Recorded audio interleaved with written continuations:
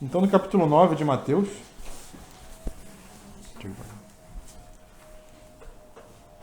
nós, na semana passada, vimos a cura do paralítico, vimos muitas coisas relacionadas a isso, né? Então, chegamos no versículo 9. Vamos ler do versículo 9 até o versículo 17 de Mateus. Diz assim: partindo Jesus dali, viu um homem chamado Mateus sentado na coletoria e disse-lhe: segue-me. Ele se levantou e o seguiu. E sucedeu que, estando ele em casa, à mesa, muitos publicanos e pecadores vieram e tomaram lugares com Jesus e seus discípulos. Ora, vendo isso, os fariseus perguntavam aos discípulos: por que come o vosso mestre com publicanos e pecadores? Mas Jesus, ouvindo, disse: os sãos não precisam de médico, e sim os doentes. Ide, porém, e aprendei o que significa misericórdia quero e não holocaustos. Pois não vim chamar justos, e sim pecadores ao arrependimento. Vieram depois os discípulos de João e lhe perguntaram: por que jejuamos nós e os fariseus muitas vezes, e teus discípulos não jejuam? Respondeu-lhe Jesus: podem acaso estar tristes os convidados para o casamento, enquanto o noivo está com eles? Dias virão, contudo, em que lhe será tirado o noivo, e nesses dias hão de jejuar. Ninguém põe remendo de pano novo em veste velha, porque o remendo tira parte da veste e fica maior a rotura. Nem se põe vinho novo em odres velhos, do contrário, rompem-se os odres, derrama-se o vinho, e os odres se perdem. Mas põe-se vinho novo em odres novos, e ambos se conservam.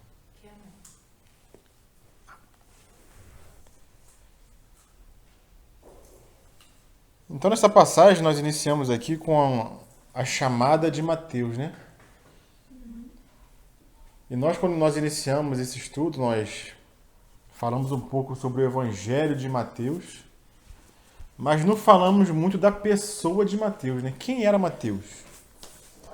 Quem era esse discípulo? Quem era esse apóstolo que foi chamado pelo Senhor? Pouca coisa se fala dele nos evangelhos. Só existem duas passagens nos evangelhos que falam de Mateus, né? Além daquelas listas dos 12 apóstolos que tem nos evangelhos, somente em duas passagens se fala de Mateus. A única coisa que nós sabemos pela Bíblia é esse chamamento do versículo 9, quando o Senhor chama ele. E o outro relato de Mateus é logo em seguida, quando ele faz um banquete para o Senhor e convida o Senhor para sua casa para jantar, né? São as únicas coisas que se fala sobre Mateus. Na palavra não fala mais nada. Então pouca coisa a gente sabe, né? Esse aí foi na casa de Jesus, né? Essa reunião primeiro, né? Não, essa reunião foi na casa de Mateus. Na casa de Mateus. É, que eu li aqui sua casa, achei que era a casa de Jesus, quando está escrito na minha sua casa. Então vamos lá, vamos tirar essa dúvida então. Vamos lá. Vamos lá em Lucas, capítulo 5. Não, eu ia ver isso aqui, mas tudo bem, vai lá. Vamos lá em Lucas. Capítulo 5. É a mesma passagem de Mateus, só que é uma passagem paralela, né? Hoje eu também parei aí, tá? Esse mesmo versículo para poder entender. Versículo, o quê? Mateus 5, 27. Mateus ou Lucas 5? Lucas 5, 27, desculpa.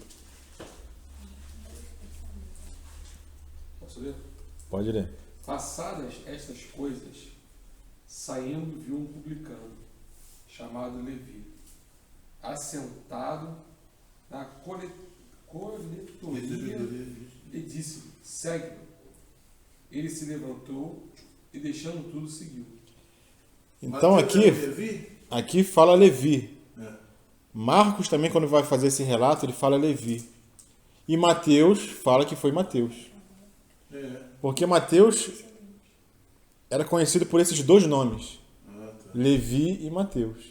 Alguns dizem que ele era conhecido como Levi, mas depois que ele se converte, que o Senhor chama ele usa o nome de Mateus.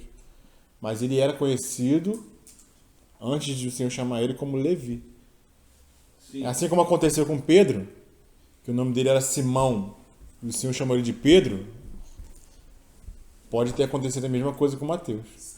O relato aqui em Lucas é diferente mesmo, você está certo. E fez-lhe Levi um grande banquete em sua casa. Isso. E havia ali, agora vamos voltar lá então.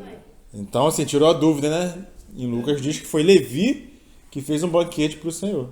Saulo que virou Paulo também. Saulo que virou Paulo, Simão que virou Pedro, Levi que virou Mateus. Aí fala assim, ó. E aconteceu que estando ele em casa, sentado à mesa. Mateus? Abraão Ô, Lucas, tá lendo? Não fala. Não fala, olha aqui, ó. Mateus, tá falando? Tá, então. É isso, é Mateus. Aquela ali, eu estou só lendo a mesma coisa, mas de outra forma, Mateus, né? E aconteceu que estando ele em casa, sentado à mesa, Jesus passando ali, viu sentado Mateus e chamou ele. Segue-me. Ele levantando-se o seguiu. E aconteceu que estando ele em casa, ele quem?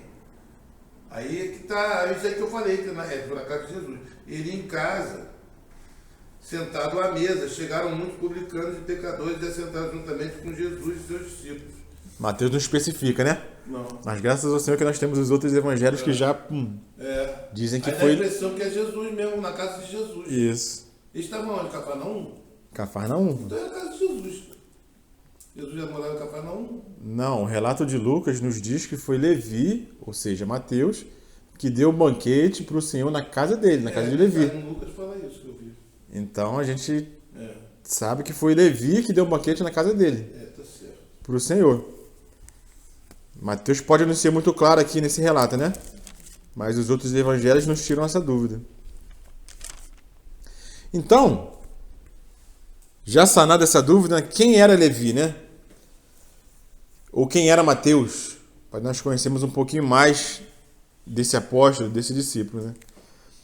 Mateus foi a única pessoa que foi chamada pelo Senhor individualmente. Pelo menos que está relatado na palavra. O Senhor chamou Pedro, mas estava o seu irmão junto, André, quando ele chamou. Ele chamou João, mas estava Tiago, seu irmão, junto. E Levi foi o único que foi chamado individualmente. E assim que o Senhor chama ele, ele vem e segue o Senhor. E Mateus era o quê? Era um publicano. Está explícito aqui em Lucas, né? Que fala que Mateus era publicano. Quem eram os publicanos, né? Os publicanos eram as pessoas que recolhiam impostos para Roma, para o Império Romano. Então, geralmente, um publicano era uma pessoa que tinha posses. Era uma pessoa que tinha recursos. Poderia se considerar uma pessoa rica, né? Abastada. Porque ele recolhia impostos. E além dos impostos que ele recolhia, ele ainda extorquia a população para ele botar o dele no bolso. Isso era a prática dos publicanos, né? Cobravam sempre a mais para botar o dele no bolso, né? Igual Zaqueu. Hoje em dia era muito diferente. Né? Zaqueu era igual. Zaqueu era igual, mas Zaqueu era o chefe dos publicanos. Era o mais rico, mais ladrão. Ele era o chefe dos publicanos, né? Então, Lucas nos informa que Mateus era publicano. E que tinha essa prática, tinha essa função, essa profissão de cobrador de impostos, né? Quando fala que ele estava na coletoria, ali era tipo uma alfândega. Que as pessoas que passavam tinham que deixar ali o seu imposto ali. Vinham de todas as partes, né? Ali era como uma bifurcação onde vinha pessoas do Egito, iam para Damasco, iam para a Síria, iam para o Líbano. Tudo passava por ali. Então ali era um local ali que tinha uma alfândega e eram recolhidos os impostos ali. E essa profissão era odiada pelos judeus. Os judeus odiavam os publicanos. Os fariseus, principalmente. Odiavam os publicanos porque eles extorquiam. Eles trabalhavam para um reino inimigo, que era o Império Romano. Então, eles eram tidos pelos judeus, pelos fariseus, como traidores da pátria. Eles não consideravam os publicanos para nada. O publicano não podia entrar numa sinagoga. O publicano não podia servir como testemunha. O publicano não era bem quisto na sociedade, não era convidado para os eventos. Para os fariseus, os publicanos, tipo Mateus, assim, eles não tinham nem condições de se arrepender. Os fariseus tinham esse pensamento. Nem se arrepender essas pessoas poderiam, de tão ruins que eles eram, entendeu? Então, esse era Mateus. E em virtude da função também que ele desempenhava, ele era tido como um dos discípulos mais cultos também. Porque alguém para colher imposto tinha que ter um controle, tinha que ter uma escrituração, Fazer conta, né? tinha que saber fazer conta, tinha que prestar contas, entendeu? Então ele era tido como discípulo culto dos 12 discípulos, né? Diferentemente de Pedro, né? Que era um pescador, que não era letrado. Então ele era uma pessoa culta. Então ele estava ali sentado ali na coletoria, na alfândega, e Jesus passa por ali e simplesmente chama. Olha para Mateus sentado ali e chama ele, segue-me. E imediatamente Mateus se levanta e segue o Senhor. E é interessante por quê? Porque o Mateus é uma pessoa rica. É uma pessoa que tinha posses. E quem segue o Senhor, o que acontece? Fica pobre. Abre mão de tudo. Abre mão de tudo. Então a gente vê que Mateus, ele teve que abrir mão do que ele tinha. Deixou de ser coletor de imposto. Muito provavelmente, assim como Pedro deixou de ser pescador, não deixou de ser pescador, mas não exerceu mais a profissão de pescador porque estava seguindo o Senhor. Tanto é que quando o Senhor morre e depois de ressuscitar também, aparece para eles, Pedro, em um certo momento, ele volta, né? Vamos pescar de novo, né? Ele volta para a pesca. Mas Jesus ali aparece na praia de novo para eles. E Pedro, quando vê o Senhor na praia, sai correndo atrás do Senhor, né? E o Senhor faz aquelas perguntas para ele: você me ama? Então parece que a partir dali o Senhor fala que vai fazer deles pescadores de homens, né? Então, dali para frente, eles são pescadores de homens, verdadeiramente.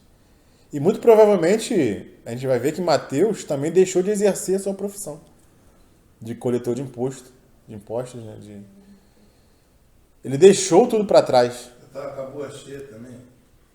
É porque assim, não teria nem como ele conseguir seguir com essa profissão. Não tinha como. Seguir o Senhor e seguir essa profissão, não teria. Não bate, não. Não tinha como. É. Diferentemente daquele jovem rico, né? Que quando ele pergunta para o Senhor o que é que eu tenho que fazer para ser perfeito, o Senhor fala para ele: vai, vende tudo que tem, dá aos pobres e me segue. E ele sai triste, por quê? Porque tinha muitas posses. Mas Mateus é o contrário, né? Mateus tinha muitas posses, mas ele largou tudo e seguiu o Senhor. E não precisou de nenhum milagre para Mateus largar tudo e seguir o Senhor. Diferente do que aconteceu com Pedro. Se a gente for ver o relato de Pedro, e do irmão dele, de André, de Tiago e de João, esse relato está lá em Lucas, naquela pesca maravilhosa, não sei se os irmãos lembram, Sim. que eles não pescavam nada. Do lado direito. Joga verde do outro lado. Eles jogaram. Quando eles jogaram, veio aquele montão de peixe, e eles viram que aquilo era um milagre. Então o Senhor chama eles para seguir, eles imediatamente largam as redes e seguem o Senhor. Aqui para Mateus não precisou de nada, né? Lá Pedro ainda viu um milagre acontecer. João viu um milagre acontecer. André, Tiago. Então eles viram aquilo, largaram e seguiram. Mateus não. Mateus estava colhendo imposto. Estava lá, extorquindo o povo. Mas Deus Mas conhecia Deus o foi bem coração diferente, dele. né? Foi diferente. Com Mateus foi Paulo, diferente. O Paulo precisou ficar cego e aconteceu algumas coisas para ele, né? Aceitar o Senhor. E Mateus já foi assim. E são os três relatos. Tanto Mateus, quanto Marcos, quanto Lucas, eles fazem o mesmo relato do chamado de Mateus. Estava na coletoria, na alfândega, colhendo impostos. O Senhor passou por ali, olhou para Mateus. Bem, É porque ele, para seguir Jesus. levantou ele não na tinha hora e mais foi. tempo para ficar coletando dinheiro de ninguém. Oi? Para seguir Jesus, ele não tinha mais tempo para ficar coletando, tinha que estar viajando para cima e para baixo. Não, mas nem combinava. Não, ele era discípulo. Então ele... Não, mas o interessante é que ele largou tudo. Não podia Não, eu fazer entendi isso. É que Jesus fala sempre os 12. Os 12 estavam Mateus no meio. Sim, estava Mateus no Então meio. ele seguia Jesus, ele não podia mais estar na coletoria. Não, muito provavelmente não. Pô. Senão Muito ele provavelmente estaria lá. não. Quando a Bíblia fala os 12, então ele não podia estar ali e continuar no trabalho dele. Seguiu o Senhor, aquele ministério do Senhor de 3 anos e meio. Ele fazia coisas que ele fazia muita coisa errada. Então, para seguir o Senhor, ele tinha que deixar tudo para trás. Ele era tido como pecador, um dos piores pecadores. Recolhe os impostos, mas a gente tem que deixar muita coisa para trás para poder seguir o Senhor. Sim. Senão não dá para seguir, fazer os dois. Ainda mais ser um discípulo do Senhor, quando o Senhor estava presente aqui na terra, exercendo seu ministério. Então eles foram escolhidos, os 12 mais próximos do Senhor. São os 12 mais próximos. Então eles tinham que seguir o Senhor, aonde o Senhor fosse, eles tinham que estar juntos. Interessante que dos outros apóstolos, a Bíblia fala pouco. Fala pouco. Faz muito pouco. Tinha vários. Fala mais de Pedro, de João, de André, de Tiago. Mateus, Lucas. Lucas não era discípulo, né? Lucas não foi discípulo. Lucas foi depois. Era o médico. Nem Marcos também, né? Foi discípulo, né? Não foi dos 12, né? Mas são coisas interessantes, né? Que a gente vê na palavra, né? E outra coisa interessante também é que Mateus, por ser rico, por ter posses, quando ele ouve o Senhor falar, ele fica atento a certas coisas que os outros discípulos não ficaram atentos. Pelo menos no sentido de não relatarem nos seus evangelhos. Por exemplo, se é só Mateus que relata, e nós já lemos isso no Sermão do Monte, a passagem que ele fala para não ajuntar tesouro na terra, onde a traça e a ferrugem corrói. É só Mateus que registra isso, com relação à riqueza. Porque ele foi tratado nisso. Porque ele foi tratado nisso. É o único relato dos evangelhos que fala: não podeis servir a Deus e ao dinheiro. Marcos não fala, Lucas não fala, João não fala. Que não eram ricos. É só Mateus que fala. Eles não tinham Sim. a experiência, né, para poder falar. Não tinha propriedade para falar isso assim. Não é nem a questão da experiência. É a questão do ouvido. Por quê? Coloca ela perto de você que ela tá aqui perto da minha irmã. Não tá podendo. Bota ela do seu lado, por favor. Por quê? Vai pra lá. Porque, eu vou dar um exemplo, de domingo. Imagina a reunião de domingo. Foi falado um assunto na reunião de domingo, certo? Se eu perguntar para o Malvino, o que foi falado domingo? Ele vai falar... Vou dar um exemplo assim. Poxa, irmão, domingo o irmão Marco ele falou sobre o pecado.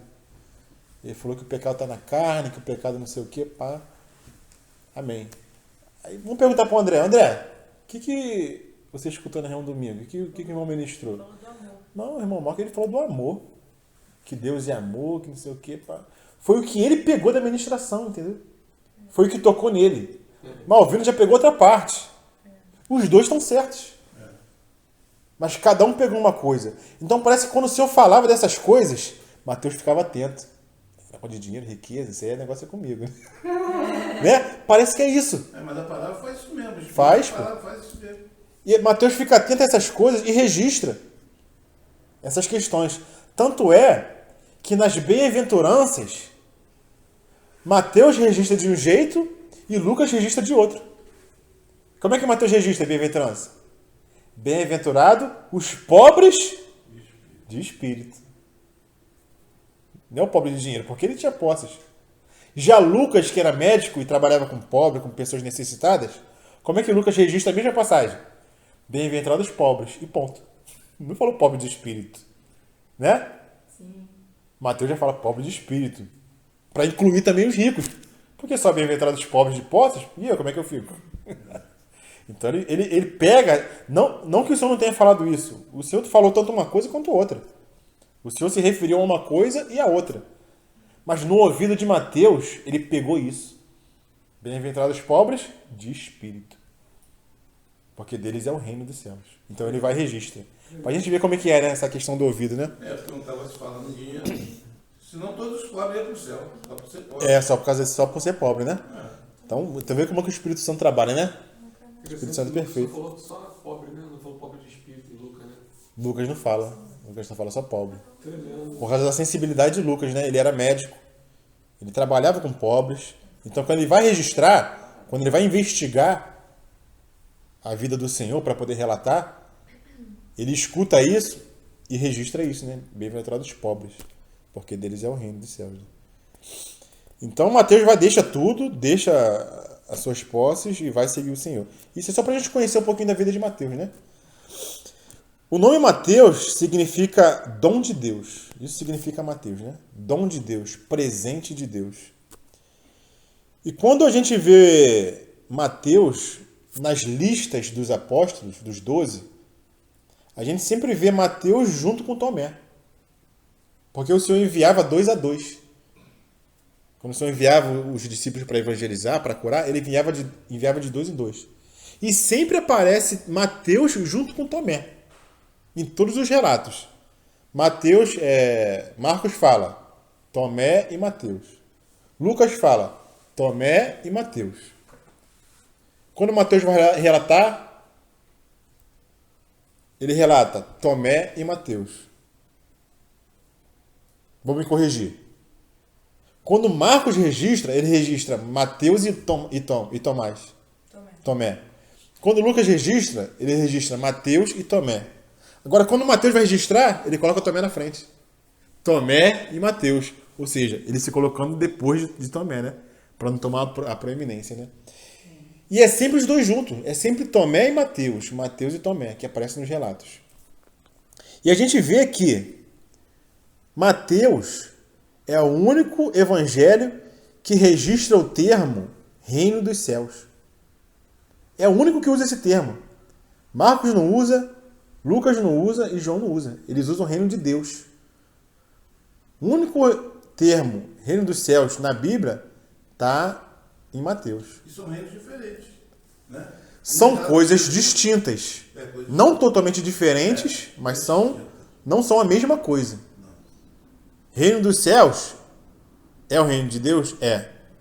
Mas não necessariamente o reino de Deus é o reino dos céus. A gente vai ver um pouquinho mais para frente isso, né? Mas Mateus é o único que registra o reino dos céus. E um negócio interessante, por quê? Porque em 1945, não sei se os irmãos já escutaram falar, descobriram uns manuscritos no Mar Morto, lá em Israel. Numa caverna lá, uns beduínos lá estavam cuidando das ovelhas, do gado lá.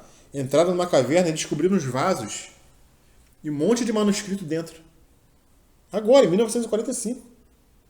Década de 40, século passado.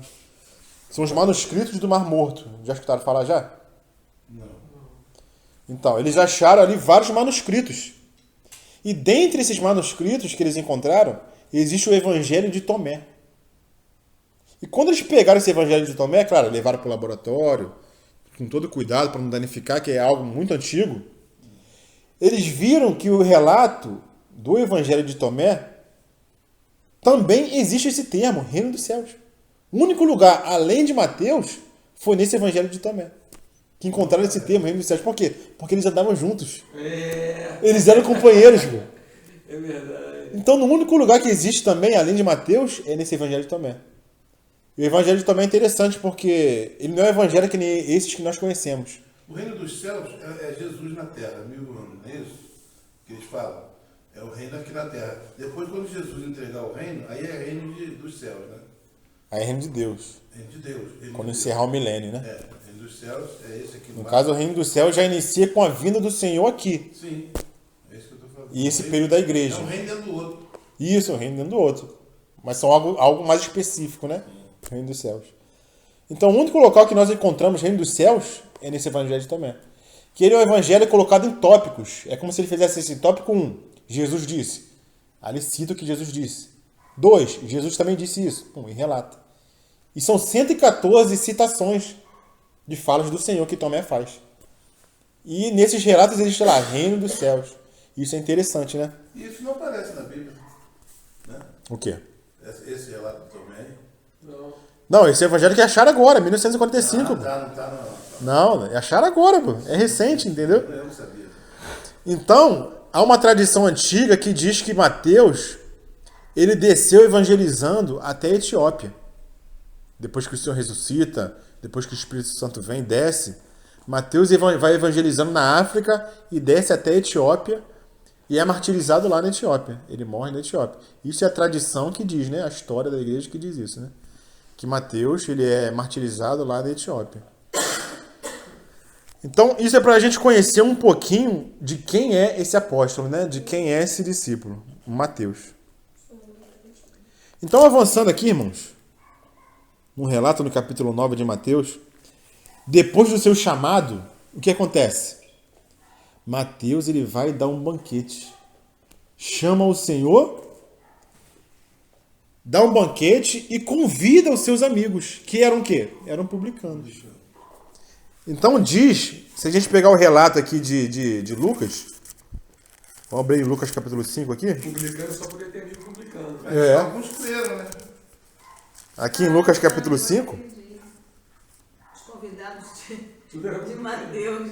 É. A comunidade de Marília é publicano. Colega de trabalho. Ninguém queria conversar com eles, só os próprios publicanos. Não, mas aí como ele convidou Jesus, né? Como Jesus foi a ele, lá na casa dele, né? Sim. Foi até mesmo para, de repente, converter. Sim. Os fariseus foram lá Aproveitou, pra pô, ele foi estratégico, né? É. Os fariseus foram lá para xeretar, né?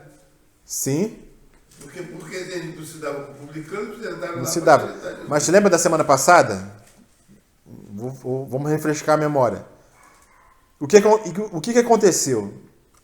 Nós falamos semana passada que os fariseus estavam investigando o Senhor em virtude de tudo que o Senhor estava fazendo, para saber se ele era o Messias ou não.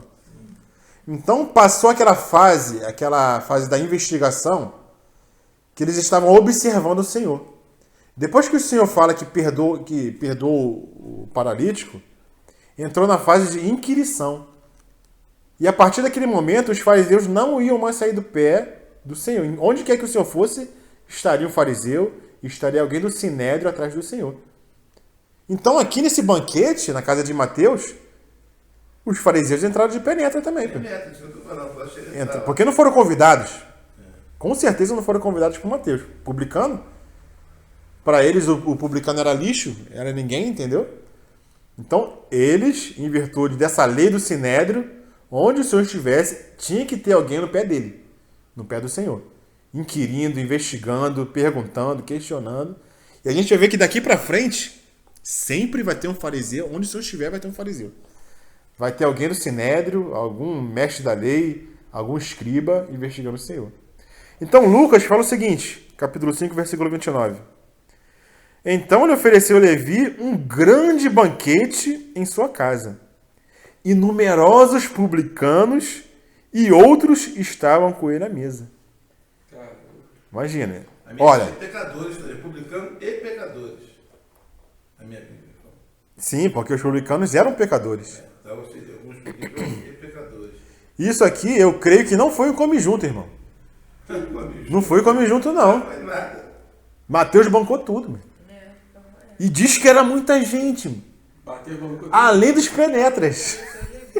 Pra gente ver que Mateus tinha condições, tinha posses, entendeu? Porque alimentar muita gente não é fácil, né, Malvino? A gente sabe disso. Então diz que tinha muita gente ali. Então a gente vê que o evangelho, ele abre a porta da graça para os rejeitados. Porque Mateus era um pecador, era rejeitado por aquela classe dominante, né? Mas o Senhor vai e chama quem? Justamente esses. Então o Senhor vem e fala. Ali estão os fariseus juntos, né? Com eles, e os fariseus já estão na fase de inquirição, passou daquela fase de observação, agora eles falam, eles perguntam, eles indagam. E eles, como estão de penetra, né? Ali na casa de Mateus, muito provavelmente, eles vão e perguntam para os discípulos: vem cá, por que o mestre de vocês come com publicanos, com pecadores? E o Senhor diz que o Senhor escuta eles perguntarem isso. E o Senhor vai e responde. Mas Jesus, versículo 12 do capítulo 9 de Mateus. Jesus, ouvindo, disse: os sãos não precisam de médico, e sim os doentes. Ide, porém, e aprendei o que significa misericórdia quero, e não holocaustos. Pois não vim chamar justos, e sim pecadores ao arrependimento. Então, quando o Senhor escuta os fariseus fazendo essa pergunta, ele concorda com os fariseus. Jesus concorda. Ah, você está dizendo que eu estou comendo com pecadores? Com publicanos? Ah, sim, eles são pecadores. Eles são doentes. Tanto é que o Senhor chama eles de doentes. São os doentes que precisam de médico. O Senhor concorda com eles. Mas o Senhor é irônico com os fariseus. Porque os fariseus se acham sãos, se acham justos. Se acham corretos.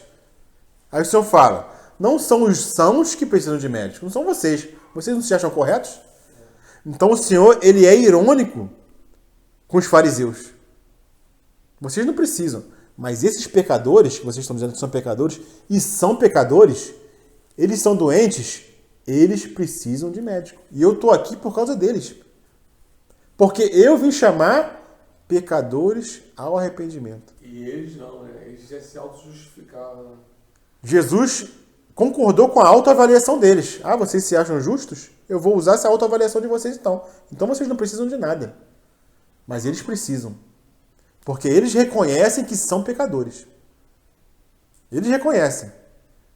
Como os fariseus não reconheciam isso, os fariseus achavam que não precisavam de nada. Eles eram santos, eram justos, eram os corretos, eram os que precisavam ser seguidos. O povo precisava seguir eles, o exemplo deles. Então eles não tinham o coração quebrantado. Eles achavam que não necessitavam de cura, porque eram sãos, eram justos. Então o Senhor não veio chamar esses. Para vocês não tem jeito. A graça não consegue alcançar vocês. A graça é para aqueles que reconhecem a sua miséria. Assim como naquela parábola, né, do publicano e do fariseu que vão orar, né? Um ora. Ó, ainda bem que eu não sou igual esse publicano pecador. Eu faço isso, faço aquilo. Mas a gente faz muito isso. Ou já fez, né? A gente faz isso também. Já fez. Eu vou até dar o exemplo, né? Você achando melhor do que Quando nós não somos convertidos, não somos do Senhor, muitos se acham, como eu já evangelizei, né? Acho que até já dei o exemplo aqui do irmão da Kátia, o tio da Aline, né? A gente evangelizando, falando com ele, e fala, mas me arrepender de quê? Eu não preciso me arrepender de nada, não Porque fiz a pessoa nada. que é do mundo pensa assim, eu nunca matei, eu nunca roubei, entendeu? Eu não... Então tá tudo certo. É assim mesmo. não prejudico ninguém, então não tenho que me arrepender de nada. Mas é isso mesmo. A gente também era assim, né? A gente era assim. Todo mundo na igreja também Eu fala a achava mesma muito coisa. correto. O que eu faço de errado? Eu não bebo, não fumo, não mato, não roubo, não Ou seja, não é doente, não precisa de médico. faço nada. Não é pecador, não precisa de salvação. Essa que é a mentalidade do mundo, entendeu? Mas isso é Satanás que faz a gente ter essa visão pra gente não se arrepender também. É a nossa própria soberba, né? A soberba do ser humano. Na igreja também é assim também. O pessoal acha que está tudo certo. Realmente a gente não faz as coisas cabeludas que o mundo faz. Mas temos nossos pecados. Sim, sim. Mas nós temos que reconhecer a nossa miséria, né? É importante. Nós, a todo momento, precisamos da graça do Senhor. Mateus, por que Mateus seguiu o Senhor? Assim que o Senhor chamou, é claro, Mateus trabalhava em Cafarnaum. O Senhor escolheu morar em Cafarnaum. E ali fez muitos milagres. Com certeza, Mateus ouviu falar do Senhor. Com certeza, Mateus, no mínimo, sabia da fama do Senhor. Ouviu mesmo de fazer. Ouviu e muito provavelmente possa ter visto o Senhor fazer. Então ele tinha uma ideia de quem era o Senhor.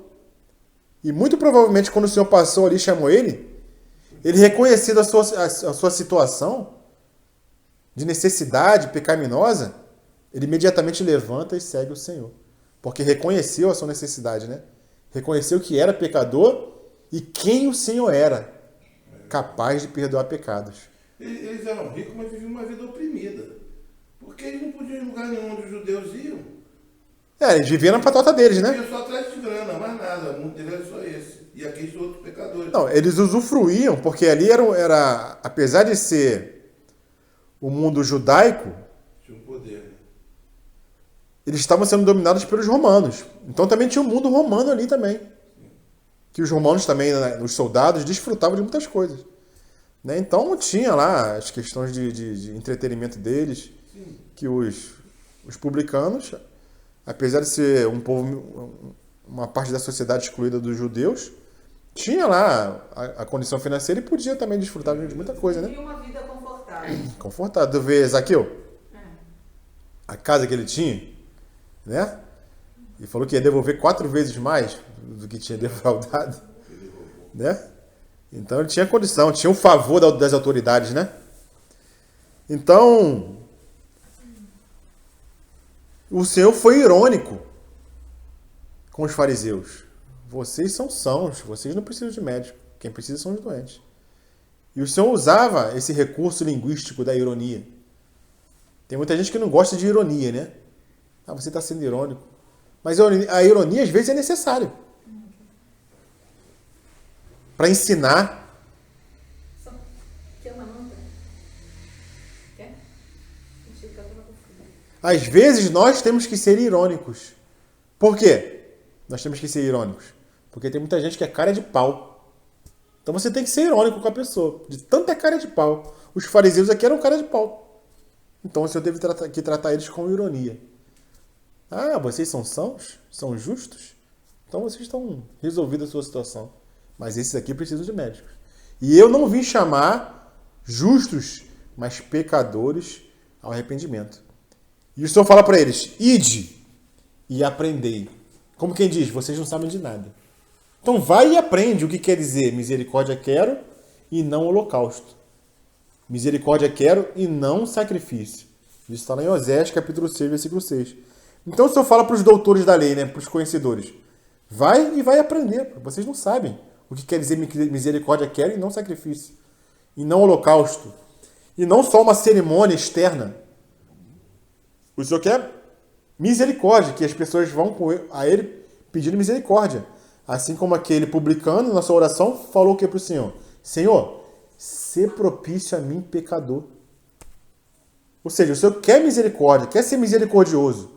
O Senhor não quer só não queria só que os judeus oferecessem esse sacrifício como uma oferta externa. É só uma cerimônia.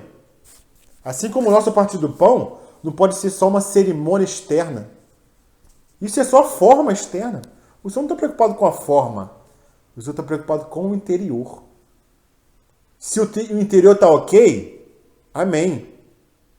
O Senhor aceita a forma exterior. Mas a forma exterior, sem um interior tratado, sem um interior trabalhado, para o Senhor não vale nada. Não adiantava os judeus irem lá no templo, sacrificar ovelha, sacrificar aves. Para o Senhor aquilo não era nada. Porque interiormente, eles eram sepulcros caiados. Então o Senhor manda eles irem e aprenderem o que a palavra diz. Vai lá aprender a palavra. Lá está escrito, misericórdia quero e não sacrifício, não holocausto. A nossa vida hoje, irmãos, tem que refletir isso. Uma realidade interior. Não uma vida de hipocrisia. Ah, vou às reuniões, compareço, até ministro a palavra. Mas quando a gente vai ver, a pessoa leva uma vida hipócrita. Uma vida que não transmite uma realidade espiritual de transformação do Senhor. Seja no trabalho, seja na família, seja até no meio dos irmãos. Com fofoquinha para cá, fofoquinha para lá, trazendo confusão. Mas quem olha de longe, não, o irmão é espiritual. Mas no convívio a gente vê que o irmão fala muito, mas vive pouco. E o Senhor quer um quebrantamento interior. Então o Senhor é irônico com esses fariseus, que não tinham essa transformação. Mas sacrificavam todo dia. Jejuavam semanalmente. Davam o dízimo do cominho e da hortelã. Tudo uma questão externa, né? Mas o Senhor manda eles irem aprender. Vai lá, aprende. O que quer dizer misericórdia quero e não sacrifício e não holocausto? Porque eu vim chamar pecadores ao arrependimento. Amém? Então o Senhor avança aqui para o versículo 14 do capítulo 9 de Mateus, dizendo, né? Vieram depois os discípulos de João e lhe perguntaram, por que jejuamos nós? E os fariseus muitas vezes, e os teus discípulos não jejuam. A primeira pergunta é por que Jesus come, né? E agora por que Jesus não jejua? Por que seus discípulos jejuam? Ou seja, queriam pegar Jesus de tudo quanto é lado, né? Por que ele come? Agora por que ele não jejua? Por que come com pecadores? Por que nós jejuamos e os seus discípulos não jejuam? E quem veio perguntar, como diz aqui o relato, foram os discípulos de João Batista. Ou seja, João Batista ainda tinha discípulos que não tinham seguido o Senhor. Porque muitos dos discípulos de João deixaram João, Quando João falou, ó, aquele lá é o Cordeiro de Deus que tira o pecado do mundo. Então, muitos discípulos que seguiam João abandonaram ele e foram seguir Jesus, né? Mas ainda permaneceram uns com João. Tanto é que quando João é preso, ele manda os seus discípulos perguntarem para o Senhor, né? Porque ainda ali João tinha discípulos que seguiam ele, que não estavam seguindo o Senhor. Então, esses discípulos, agora, vêm com uma pergunta legítima. E não vem com maldade no coração perguntar ao Senhor como os fariseus faziam, né? Por que está comendo com um pecador, com um fariseu? Se colocando superiores a Jesus, né?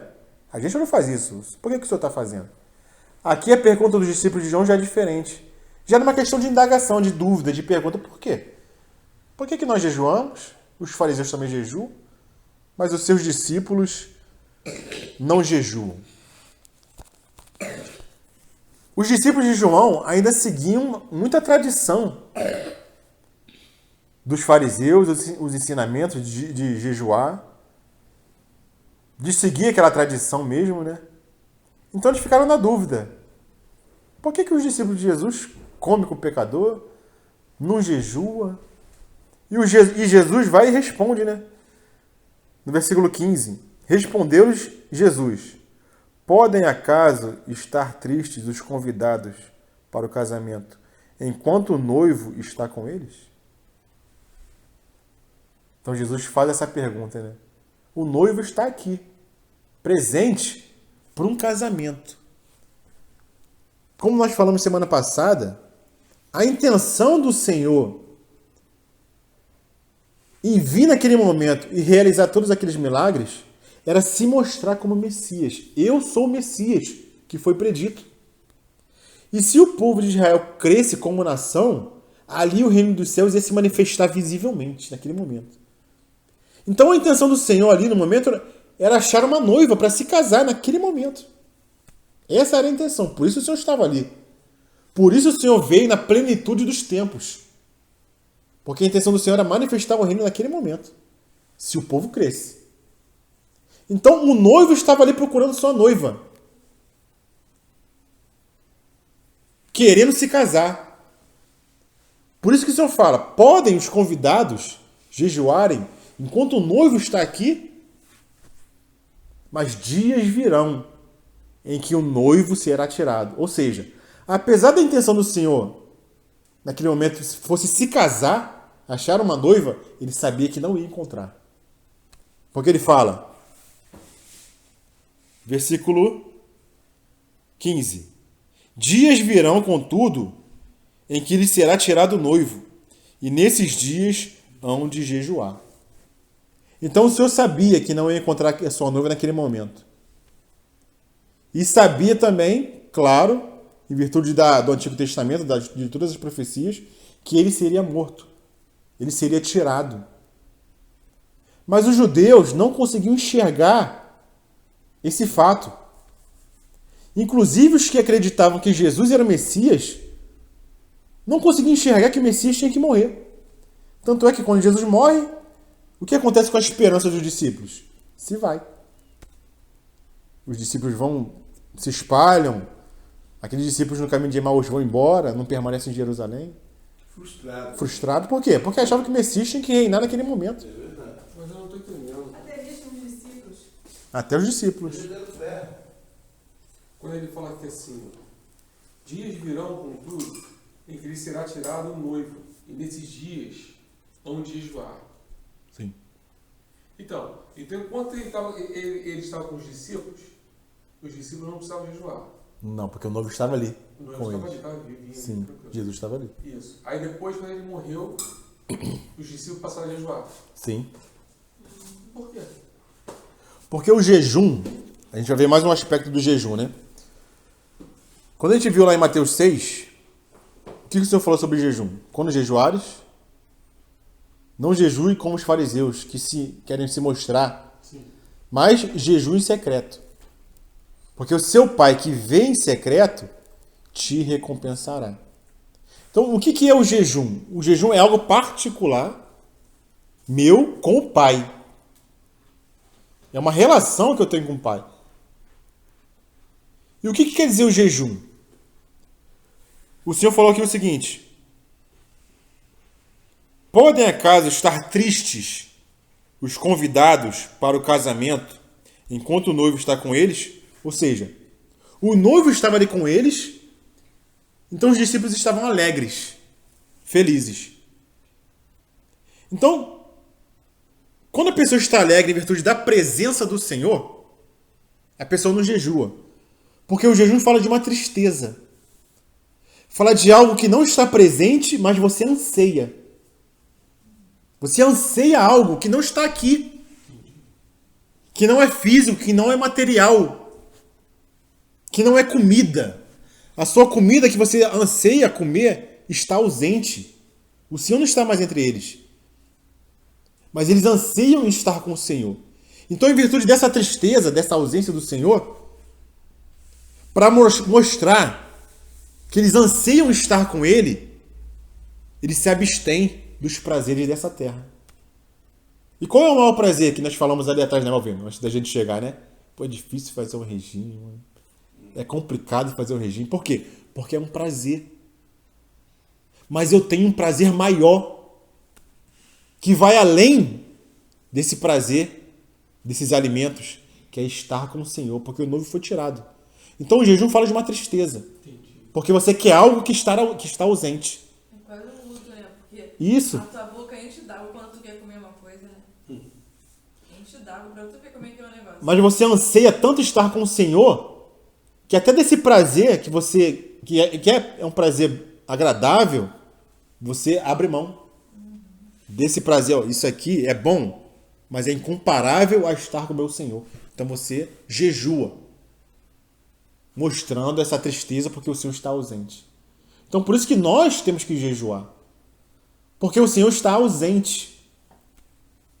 O Senhor não está presente, assim como estava com os discípulos, com os apóstolos.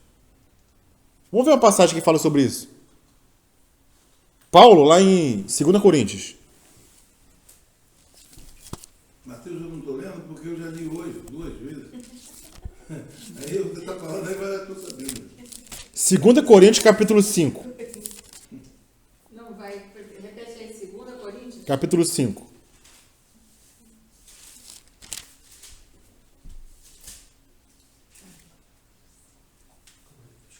Versículo 6.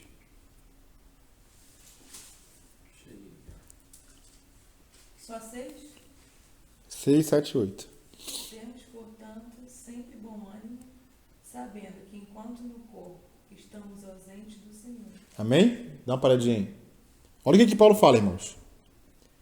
Temos, portanto, sempre bom ânimo, sabendo que, enquanto no corpo, estamos ausentes do Senhor. Ou seja, quando o noivo for tirado, aí jejuarão. Por quê? Porque o Senhor vai estar ausente. Enquanto nós estamos no corpo, o Senhor está ausente. É isso que Paulo está falando aqui. Nós temos bom ânimo, sabendo que, enquanto no corpo, estamos ausentes do Senhor. Nós estamos ausentes do Senhor e o Senhor está ausente de nós. Porque andamos por fé. Visto que andamos por fé e não por vista, e não pelo que vemos.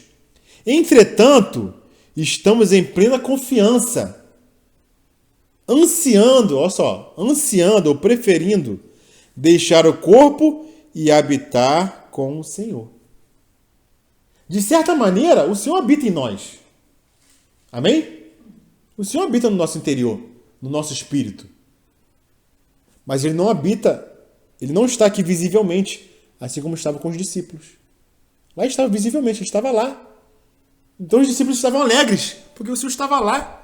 Podem os discípulos estarem tristes? Ali era por vista. Eles estavam vendo.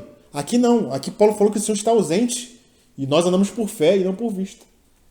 Mas quando ele fala que nós temos plena confiança e que anseia deixar o corpo e habitar com o Senhor. Então, nessa circunstância de o Senhor estar ausente, como o Senhor falou, o noivo vai ser tirado. E no momento que ele for tirado, jejuarão, em virtude dessa ausência do Senhor. Imagina, André. Se imagina você como um discípulo do Senhor, vendo tudo que o Senhor fez, todos os milagres. Além disso, vendo o Senhor morrer e ressuscitar, aparecer. Você viveu 3 anos e meio com o Senhor. Ele ressuscita e você está alegre com ele. Daqui a pouco você vê o Senhor subindo em nuvens, indo embora. Indo embora, foi embora. Você não vai ver mais o Senhor fisicamente. A partir desse momento, a única coisa que você vai querer é ansiar estar com o Senhor. Vai até pedir, não é? Se o Senhor estiver no Senhor. Então o alimento para você não é nada, você quer. Então nesse relacionamento de você com o Pai, você quer mostrar essa ânsia de estar com o Senhor. Então você jejua. Então você vai jejuar. Então o jejum é isso. É uma tristeza porque tem algo ausente. Alguém está ausente. Então para você mostrar que você anseia estar com essa pessoa, você vai e jejua. Esse é o sentido do jejum, entendeu? Jejum espiritual. Existe tipo de jejum também para expulsar demônios, essas coisas. Sim, tem essa... Não, porque o jejum vai te fortalecer espiritualmente. Essas questões te fortalecem espiritualmente. Se você anseia pelas coisas dessa terra, você não jejua e você vai estar fraco espiritualmente. Agora, se você anseia, se você pensa, se você busca as coisas do alto, as coisas lá de cima, as coisas espirituais, você vai jejuar por isso e você vai se fortalecer espiritualmente. Entendeu? Então você vai combater o inimigo com mais poder. Então, e essas questões também estão envolvidas. A gente está tocando só em um aspecto, né? Mas vários aspectos estão envolvidos no jejum. Imagina se o Senhor vê um servo dele, ansiando estar com ele, tendo o Espírito habitando nele, negando as coisas dessa terra, vivendo uma santidade. Essa pessoa vai ter mais poder espiritual, com certeza. Né? Então, nesse sentido, que sim, essa pessoa vai conseguir expulsar esse tipo de demônio, como o Senhor falou, né? Essa casta aí só se expulsa com jejum e oração, né? Não é que a gente vai jejuar para isso, mas o jejum nos fortalece para isso, entendeu? Isso vai ser uma consequência do jejum. Sim, isso aí. Então o papel dos religiosos daquela época era o quê? Era preparar uma noiva para o Senhor. Esse era o papel da liderança religiosa. Quando o Messias viesse, a nação tinha que estar preparada para receber o Messias. E a liderança religiosa negligenciou nesse ponto. Não preparou um povo para receber o Senhor. Nem aceitaram. E eles mesmo não aceitaram. Então o Senhor prossegue, né? Vamos lá voltar para Mateus para finalizar? Mateus capítulo 9, versículo 16. Fala assim: ninguém põe remendo de pano novo em veste velha, porque o remendo tira parte da veste e fica maior a rotura. Nem se põe vinho novo em odres velhos, do contrário, rompe-se os odres, derrama-se o vinho, e os odres se perdem.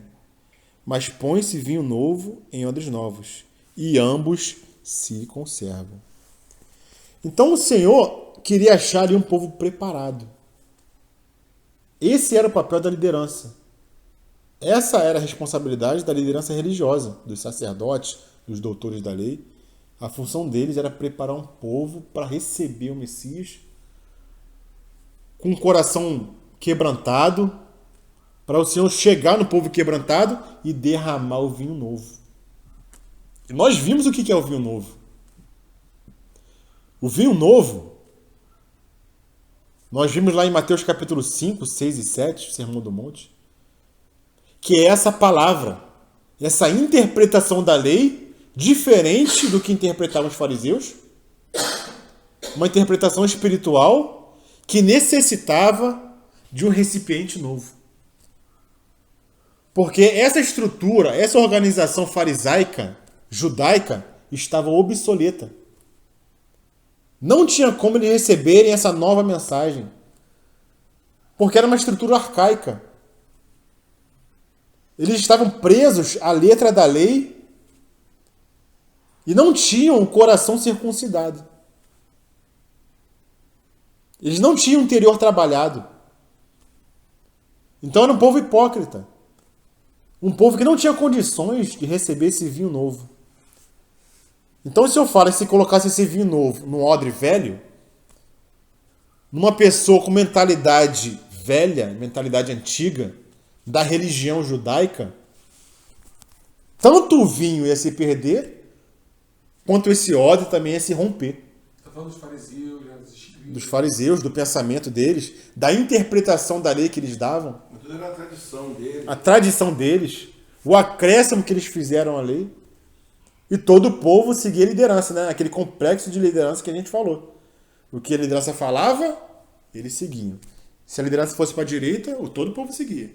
Se a liderança fosse para a esquerda, todo o povo seguia. Se a liderança falasse que Jesus não era o Messias, apesar do povo ver tudo o que viu, eles iam atrás dos fariseus. Tanto é que quando o Senhor entra ali em Jerusalém, aqui naquela mula, né? Não, jumentinho. Naquele jumento, o povo recebe. Forra o chão. Bendito que vem em nome do Senhor. Hosana nas alturas. 3 dias depois, o povo estava sacrificando ele, crucificando ele. Por quê? Influência dos fariseus. Aquele mesmo povo. Então, se a liderança falasse, crucificam! Tanto é que foi a liderança que incitou o povo, né?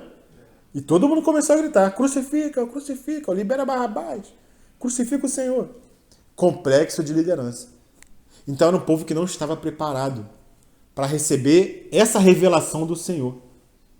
Então, o Senhor tinha que preparar odres novos, pessoas Porque novas. O povo, né? O povo era como se fosse o odre velho. Sim, Mas seguiam a liderança. Não O era povo só ali também estava dividido. Porque naquele lugar onde eles estavam não cabia o povo todo. E os caras compraram o pessoal para gritar para matar Jesus. A palavra diz isso. E o povo foi comprado. Muitos foram comprados. Foi comprado. Eles gritavam aquelas palavras de ordem. Por que eles foram comprados? Porque eram odres velhos. Entendeu? Só tinha óleos naturais para essa terra. Não conseguiram enxergar a messianidade de Cristo, que ele era filho de Davi.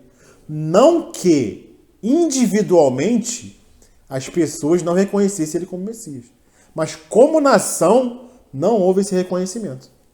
Então o Senhor contou com quem? Com 12 discípulos. Com uma pequena porção. Então, nesses odres novos, nessas pessoas com a mentalidade renovada pelo Senhor, aí sim o Senhor podia derramar o vinho novo. Porque o odre não iria se romper e esse vinho iria se conservar. Então o Senhor vem, aproveita essa oportunidade, essa pergunta dos discípulos de João. Por que aqueles seus discípulos não jejuam e nós jejuamos? Uma pergunta legítima, uma pergunta sincera. E o Senhor não é áspero com ele, não é áspero com eles, diferente de como ele foi com os fariseus anteriormente, né? Ide aprender, porque vocês não sabem nada.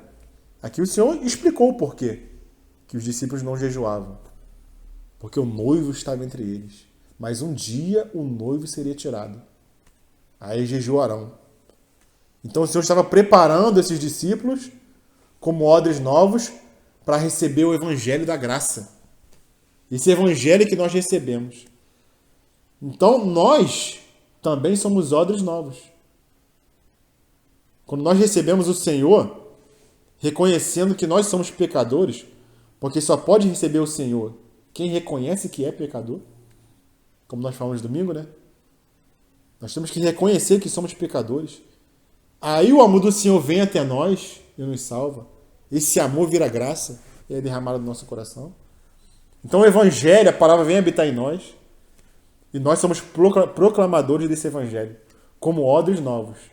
Mas a pessoa religiosa, e a gente vê muitos religiosos por aí, que só tem uma aparência externa, só quer mostrar um ritual, um cerimonial, continua sendo odre velho. Que nós possamos estar sempre sendo renovados, irmãos. Na nossa mente, no nosso entendimento, para que nós possamos avançar com esse vinho novo no nosso interior. Ele possa sempre ser renovado no nosso interior. Então é isso que o Senhor ensina nessa passagem aqui com relação aos odres e ao vinho. E só caminhando para o final, nós temos que sempre ter cuidado com a forma. Existe a forma externa e o conteúdo interno. A forma externa, a organização, nunca pode prender ou sufocar o mover do Espírito. Se o Espírito está se movendo, não é porque nós temos uma estrutura, nós temos uma maneira de reunir, que essa organização tem que abafar a vida interior. A vida interior tem que fluir. Não que o Senhor não conte com uma organização, porque o Deus não é Deus de confusão. Mas essa organização exterior nunca pode prender a vida do Espírito. Porque lá em João fala que o vento sopra onde quer, né? E ninguém sabe de onde vem nem para onde ele vai. Assim são os que são nascidos do Espírito. Então, nunca a forma externa pode ser prioridade com relação à vida interior. Porque o Espírito precisa ter liberdade. Né? Então, a gente vê as denominações aí engessadas, aquela estrutura fechada. E se você sai dali, você é visto como estranho.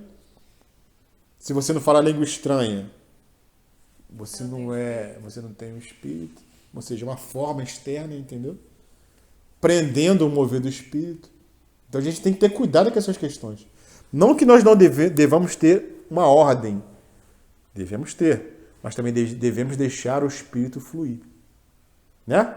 Sempre tendo esse equilíbrio.